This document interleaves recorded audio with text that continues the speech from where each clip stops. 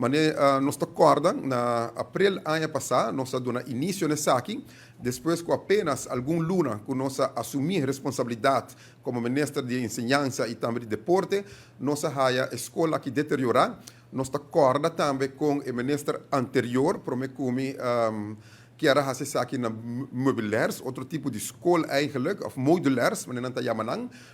E modular aqui não está de concreto, está outro sistema e junto com a escola não pode sair fora.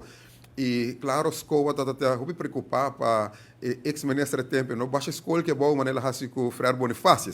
Por todo caso, nós parqueamos em banda, nós analisar, nós sinta cultura stakeholders, de way atrás rapport por renovar, não necessariamente o Ministério Baixo bom, e renovação aqui a iniciar na Mei 2022. Semana passada, nós vamos no sítio para nós mesmos observar e avançar no projeto aqui, que está dando mais bonita, 12 local, na totalidade, a bordo remodelar, renovar completamente.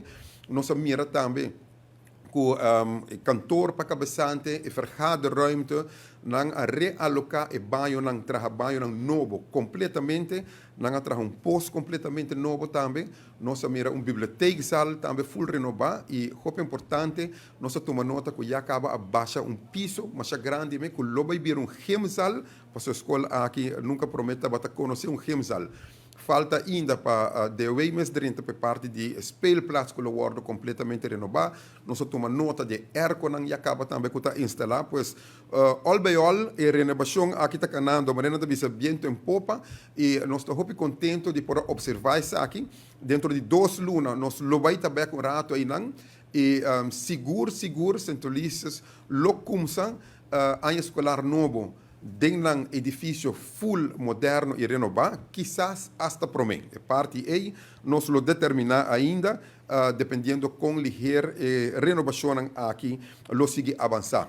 Pois aceita uma recapitulação para manter o povo informado também de trabalho que está tomando lugar e avanço que está tomando lugar ao respeito centralizo escola para a renovação.